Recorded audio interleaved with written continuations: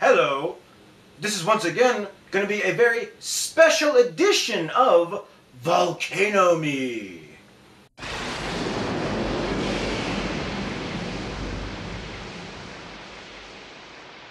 But, and it's not to the title just yet, hold on. I just want to say something off topic. Well, first of all, again, I'm very late in talking about this Volcano Me, but you know, I'm kind of glad I waited because more and more information has been coming out about this. I was going to do a Volcano Me on this last October, then new information came out, then I was going to do it in November, new information came out. Well, looks like this is a good week to talk about it. The situation in Benghazi. I'm sure most of you folks have been hearing about Benghazi. Benghazi this, Benghazi that, Libya this, Libya that. And many Americans are going, what is Libya? What's going on about all this? You know, you've heard everybody talk about it. Well, not really. Some people saying, you know, the media's not been talking enough about this. Some people don't know what's going on. Well, I'll just simplify it. Very special edition of Volcano Me, as I will be making this a very fun one. By the way, I want to do a side note here. There's rumor on the internet that the Nostalgia Critic may be making a comeback. Yes, he retired the character earlier this year, but it's rumored he might be coming back. Let me take a guess. Your ratings went down? Hey, I'll be honest, I haven't been to your site in a long time.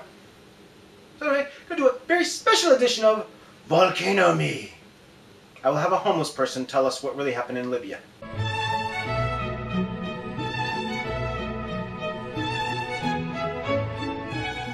Oh my gosh, this is the worst, craziest scandal I've ever seen in my life! Miss Hillary Clinton, are you ready to answer our spoilers? There's this place called Libya, and they're full of lesbians. I mean, Libyans. I mean... Run for it, Marty! Who? Who do you think? The Libyans! Holy! It is located in northern Africa. And Libya, it really looks like the state of Nevada if it got breast implants. But that would be silly because most women in Libya, because it is a predominantly Muslim country, most of the women in that country look like this. So unless you've got a ninja fetish, I'm talking to you, Naruto fans! Oh, sorry, I mispronounced that. Naruto. Anyway, in this place called Libya, which is in northern Africa, there was a big bad dictator there by the name of Muammar Gaddafi Duck. His name was Muammar Gaddafi Duck. Okay, I'm making up the duck part. And he's despicable. So in the 1970s and early 80s, Muammar Gaddafi decided to create the Islamic Socialist Republic of Libya. And he was totally like, I am totally going to support terrorism, before supporting terrorism was even cool. So Muammar Gaddafi gets all these groups and all this money, and he supports terrorist groups in the 1980s. I tell you, Bin Laden, he is a total amateur. I've made this really popular. So in 1986, Muammar Gaddafi hired a bunch of terrorists to blow up a disco club in Germany, killing several American soldiers in the process. Although in the terrorist defense, it was a disco party. My apologies to the family members. So because the attack happened very close to an American military base, this really pissed off Reagan. Reagan angry. Reagan mad. Reagan smash. So in 1986, Ronald Reagan bombed the living shit out of Libya on April 15th. And Muammar Gaddafi was all like this. Oh, who's that? What does that sound? Oh dear! Except Ronald Reagan failed to kill Muammar Gaddafi. So Muammar Gaddafi was like this. Ha ha, President Reagan, you missed me, President Reagan, ha ha. And Reagan was all like, well, shucks, I missed him. Well, when you get older, your aim does get a little bit worse, especially when you're trying to take a piss at 3 a.m. After the attack, the Europeans were like totally pissed off. Mr. Reagan, how dare you attack Libya from our airspace? Reagan launched the attack from an American military base in Europe, and the Europeans were pissed off. Mr. Reagan, next time you do an attack on Libya using our airspace, ask permission. Besides, we Europeans do a lot of business with this guy. And the Democrats in Congress at the time were all like, the Democrats were in charge of Congress at the time, so the Democrats were all like, Mr. Reagan, how dare you attack another country without consulting us? You have to ask us permission before bombing a country like that. Well, I think Gaddafi got the message. 1988. Muammar Gaddafi sends a Libyan intelligence guy to blow up Pan Am Flight 103, killing 254 people, including 178 Americans and many British people as well. It took the British authorities almost a decade to catch the guy. Finally they caught him and found out that he was working for Gaddafi Duck. I told you he was despicable. Now the whole world's really pissed off at Muammar Gaddafi. So it turns out Gaddafi is a big-time supporter of terrorism. As a result of this, the whole world condemns him and blocks him in. Prepare to fast forward! Fast forward! It's too early. Prepare to fast forward! Preparing to fast forward. Fast forward! Fast forwarding, sir.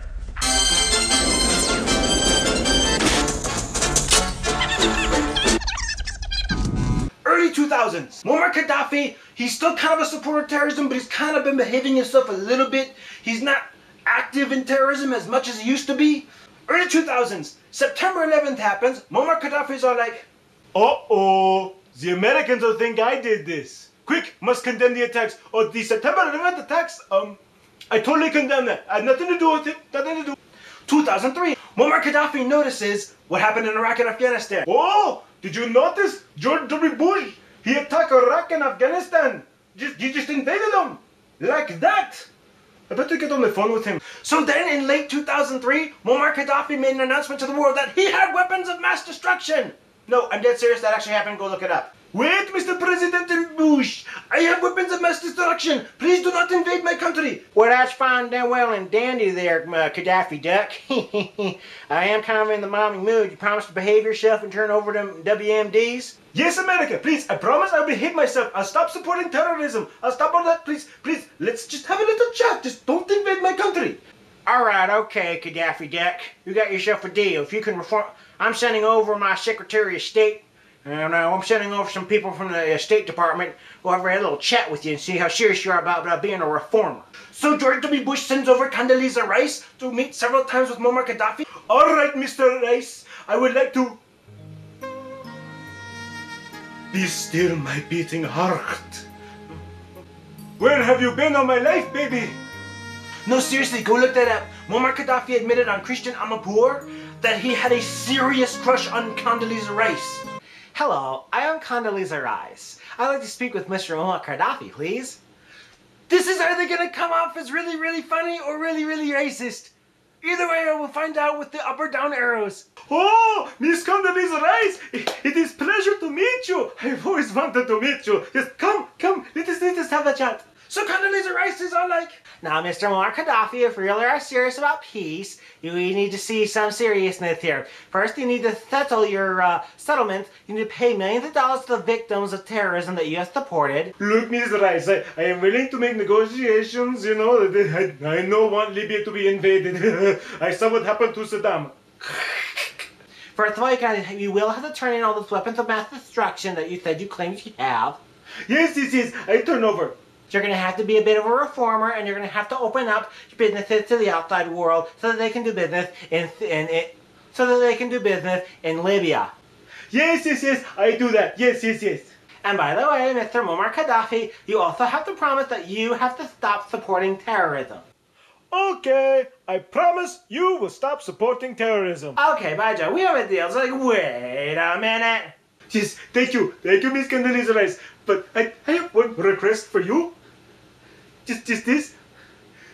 Will you call me a bad boy? Okay, you're a bad boy. So Muammar Gaddafi is starting to reform himself a little bit, and he opens Libya up to more of the rest of the world. He's starting to cooperate with the United Nations and other things. And he has to pay millions of dollars in oil money to certain victims of his terrorism that he has supported in the past. And then he makes a phone call to England. Oi, who's this then? Hello, England? This is Muammar Gaddafi. Muammar Gaddafi? You mean the bastard leader of Libya who supported terrorists? The one who's partially responsible for the 1988 Lockerbie bombing? Yes, I'm the guy who supported and sent the secret agent over to blow up the airplane. Piss off, you bloody little wanker! No, wait, don't hang up on me. I feel really bad about what I did. I was a young man. Come on, it was the 80s. I was high on coke and other drugs. Everybody was supporting terrorism. It was the hip, cool thing to do back then. But I feel really, really bad about that whole incident. Let me make it up to you guys. What do you say I give your country some oil deals down here? Some oil leases in Libya. Really? Really? Oh, oil deals. Oh, well, chap. By Joe, why didn't you say so? Oh, yes, we can normalize relations with your country again. Yes, absolutely. But there's just one request I have. Oh, yeah, sure, Bane, what do you mean? You know the guy who planted the bomb in the Pan Am flight? You know the terrorist who planted the bomb? The Libyan agent who planted the bomb inside of the airplane in 1988? I would like him released. Say what? No deal, no sale. Well, he's very, very, very sick. See, he's dying of cancer. He's going to die any day now. Why, yes, he is dying of cancer.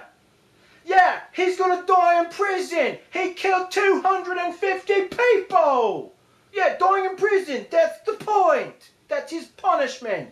No, please release him and send him back to Libya, and I will give you the oil deal. Please. And what am I supposed to tell the families of all the people who died from the terrorists you supported? Oil deal? Or apologies to make to victims' families? I'm sure they'll understand. Hey, bloke, you're free to go.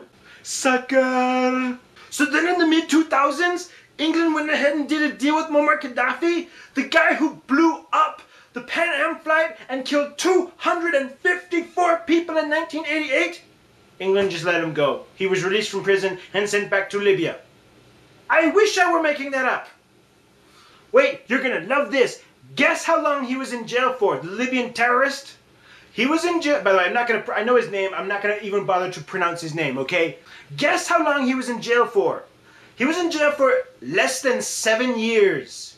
He was in jail for, get this, 11 days per person he killed. Let me repeat that. He was in jail 11 days per person he killed.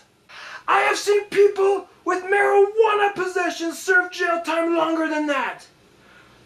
I have seen people who had 6 crimes go to jail for 20 years in prison. This guy killed 254 people, 7 years. Okay, you learned your lesson, mate. You're free to go. But wait, you're gonna love this. When they sent him back to Libya, Muammar Gaddafi was promising that he would be punished. Oh no, I swear, I promise, when he gets back home, we are so going to punish him. I mean, he killed 254 of your people. Oh, he is going to be punished. But he has cancer and he's going to die any day now. So he will be punished. So the terrorist who blew up the Pan Am flight, when he returned to Libya, by punishing him, Muammar Gaddafi said he got a hero's home welcome. Seriously, Libyan people were dancing and cheering when he came off the airplane. Yeah, la la la, la la la, you killed 250 people, la la la, la la la. But he was gonna die any day now because of his cancer. He lived for another 7 years. By punishment that he was gonna serve the remainder of his days in a Libyan prison meaning his house. They got away with it. Skip ahead.